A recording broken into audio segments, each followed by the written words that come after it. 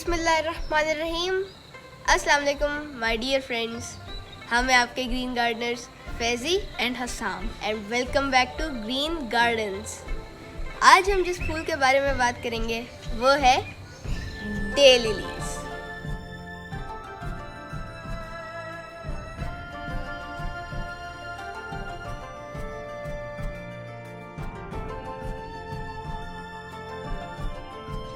Day lilies, कभी आपने सोचा कि डे लिलीज को डे लिलीज क्यों कहा जाता है? इसकी एक बहुत ही सिंपल सी रीज़न है। जो डे लिलीज होते हैं वो 1 डे के लिए खिलते हैं। इस एक फूल की लाइफ 1 डे होती है। ये अर्ली मॉर्निंग में खिलते हैं और शाम को ये बंद हो जाते हैं और रात तक नेक्स्ट मॉर्निंग तक ये खुश्क हो जाते हैं और मुरझा जाते हैं। तब ये जो फ्लावर्स होते हैं ये बंचेस में ग्रो होते हैं, तो इसके जो छोटे फ्लावर्स होते हैं नेक्स्ट डे वो फ्लावर ब्लूम होते हैं, यानी कि उसका छोटा भाई राइज अप हो जाता है। इसीलिए इसको डे लिली कहा जाता है। आप इसको 1 डे लिली भी कह सकते हैं। अब इसकी डिटेल्स के बारे में बात करते हैं।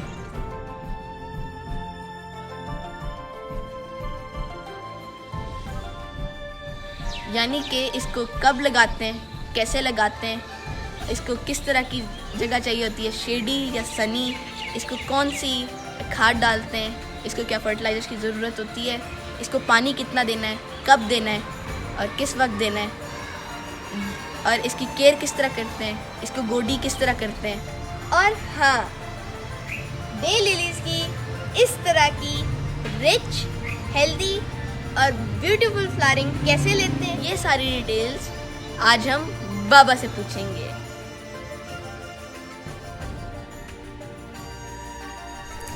ओके जी, बच्चों ने आपको बहुत सारी डे लिलीज की बातें बता दी।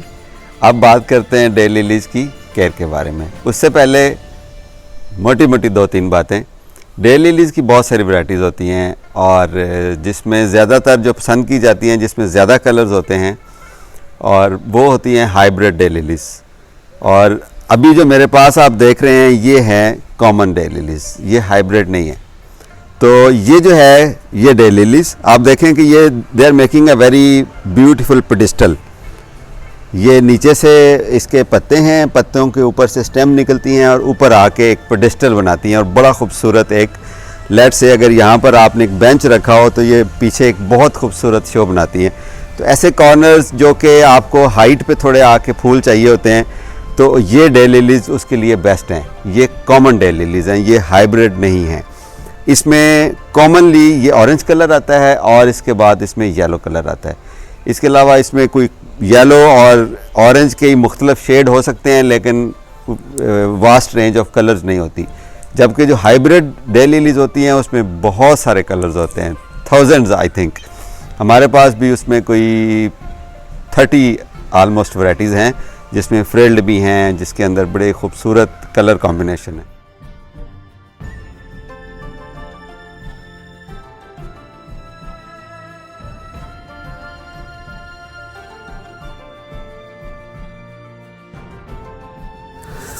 ये देखिए, ये वाले जो डे लिलीज हैं इनको इस तरह से हमने लगाया है कि ये आप मेरी विंडो से, बेडरूम की विंडो से व्यू देखें तो पूरे लॉन के आखिर में एंड पे जाके हाइट पे बहुत खूबसूरत लगते हैं। और इवन मैं अपने कमरे में बैठा होता हूँ तो वहाँ से भी ये बहुत प्यारे फूल लगते हैं। तो इस तरह की कोई लोकेशन ढूंढें और वहाँ पर लगाएं जहाँ पर पौधों की, जैसे आगे छोटे पौधे हों तो बैक साइड पर लगाएं, क्योंकि इसकी जो स्टेम्स हैं वो ऊपर आकर फूल खिलाती हैं, फूल खिलते हैं इसके, तो बहुत अच्छे लगते हैं। तो ऐसी जगह को हमेशा चूज़ करें डे लिलीज लगाने के लिए।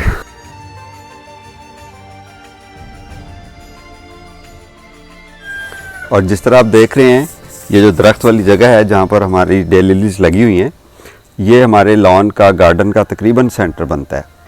तो घर की एंट्रेंस से लेके जो हमारी सिटिंग प्लेस है, वहाँ से, हमारे ड्राइंग रूम की विंडो से, मेरे बेडरूम की विंडो से, जो बाकी कॉर्नर्स हैं, जो कॉर्नर में हमारा झूला लगा हुआ है प्यारा सा, बच्चों के स्विंग्स हैं, तो जिस तरफ भी गार्डन में कोई बंदा खड़ा होता है तो ये प्रोमिनेंट होती हैं। एक तो अपनी लोकेशन की वजह से, एक तो हाइट पे हैं, और दूसरी बात यह है कि इसका जो ऑरेंज कलर है वो अट्रैक्ट करता है। बहुत प्यारा लगता है। तो मौसम बहार में पूरा अरसा, पूरा टाइम जो है, जब तक इसकी फ्लावरिंग होती रहती है, तो ये हम इसको एंजॉय कर देते हैं। It's a very good choice for the garden. तो ऐसी जगह ढूंढ के इसको लगाएं।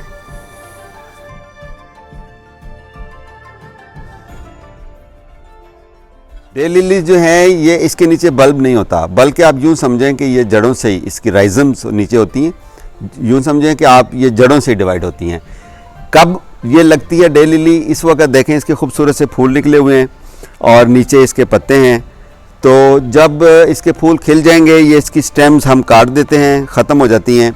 उसके बाद तकरीबन जब गर्मियों का एंड होगा, आप यूँ समझें कि सितंबर, अगस्त, सितंबर, उस वक़्त इसको जड़ों से डिवाइड करते हैं। इसके नीचे साथ साथ बेबी प्लांट्स बन जाते हैं, तो उससे डिवाइड करके इसको आगे, वो that is the best time कि आप इसको प्लांट करें। इसको इस वक्त जो हम देख रहे हैं कि ये हमारा सूरज यहाँ से आता है और इसको सारा दिन धूप लगती है। जितनी ज़्यादा धूप में आप इसको लगाएंगे, कम से कम दिन में 6 घंटे इसको धूप मिलेगी, तो इसकी ज़्यादा अच्छी फ्लावरिंग होगी।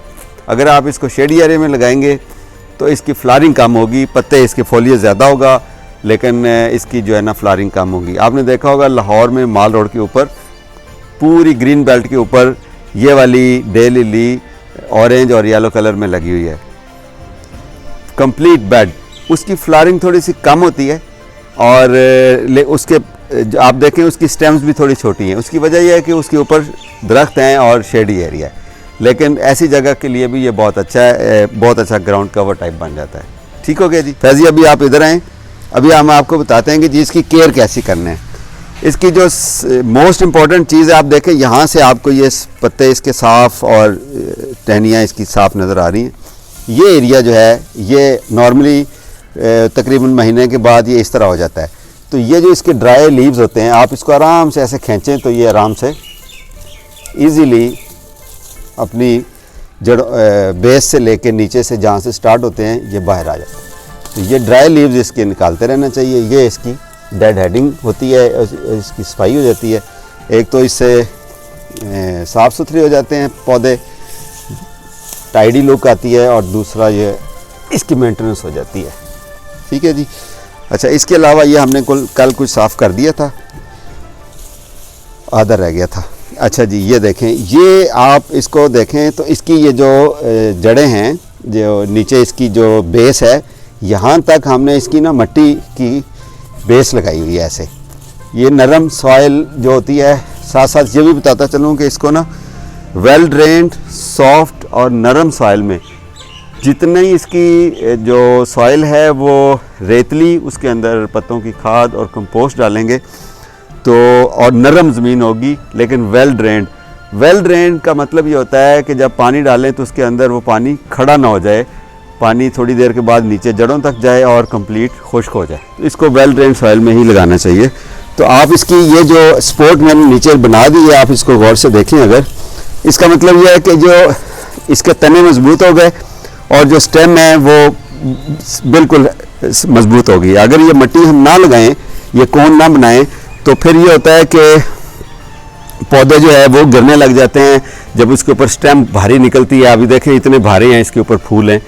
तो अगर ये नहीं लगाते हैं मिट्टी तो फिर इसको सपोर्ट नहीं मिलती और ये कुछ पौधे गिर जाते हैं बीच में से।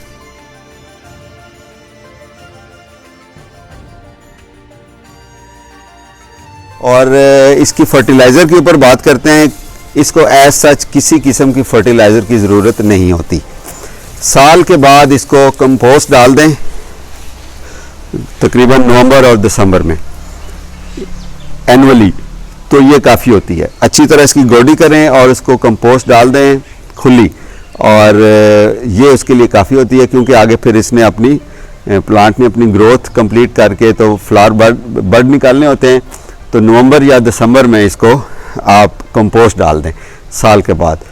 फिर भी अगर आप चाहें कि जी आपकी सॉइल कोई बहुत ज़्यादा अच्छी नहीं है और उसको न्यूट्रिएंट्स की ज़रूरत है, तो NPK जो कि बाकी पौधों को डालते हैं वो हमने इसके ऊपर ट्राई की है, तो वो अच्छी रहती है।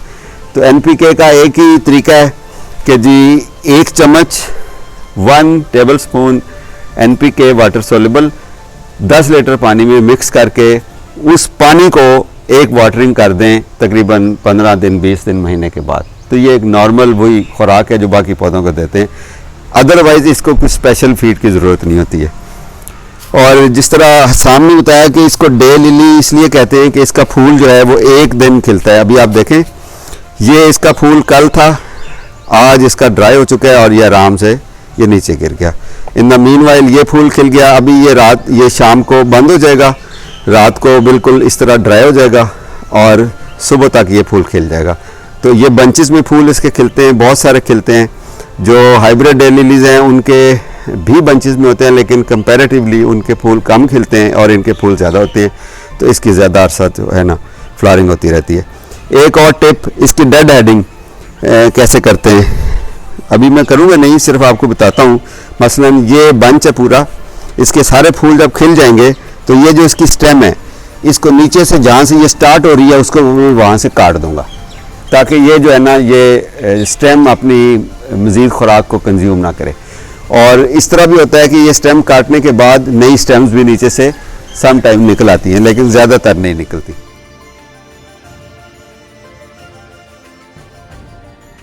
इसकी वाटरिंग मैंने आपको बता दी कि वेल ड्रेन्ड सॉइल होगी। वाटरिंग आपने तब करनी है जब कि सॉइल खुश्क हो जाती है। आजकल आप यूँ समझे गर्मियों में कि डेली मॉर्निंग टाइम में या इवनिंग टाइम में एक टाइम में इसको थोड़ा सा पानी दे दें ताकि ये खुश्क ना हो। एक और बात आपको बताऊं, this is a very good flower as a cut flower.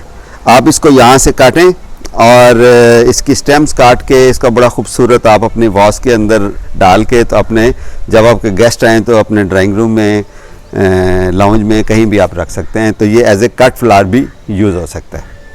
सारी डे लिलीज हो सकती हैं जी, चूँकि बाकी डे लिलीज महंगी होती हैं।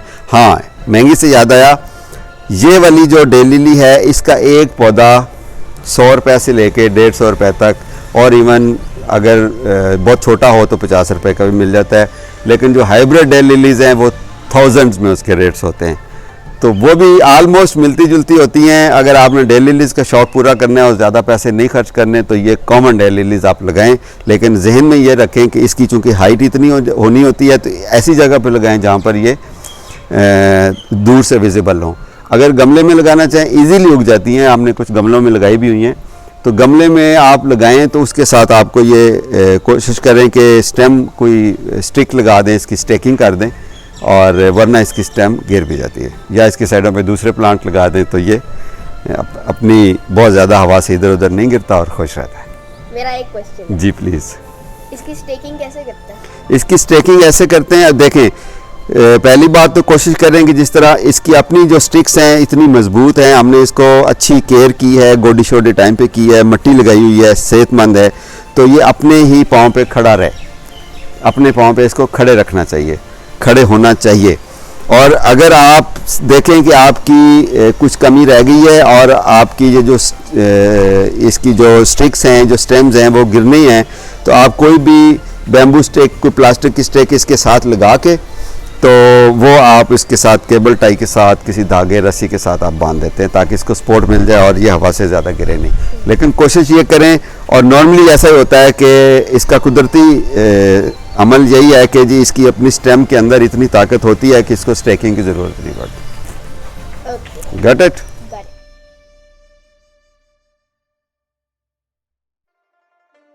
अच्छा जी, ये था आज का डेली लिस्ट के बारे में हमारी वीडियो, और I hope you have enjoyed it. अगर आपको अच्छी लगी है तो give it a thumbs up, और अगर आपका कोई क्वेश्चन है मज़ीद इसके बारे में विच आई हैव मिस्ड, तो आप कमेंट्स में हमसे ज़रूर पूछिएगा और हम आपको कोशिश करेंगे कि उसका जवाब दें टाइम पे।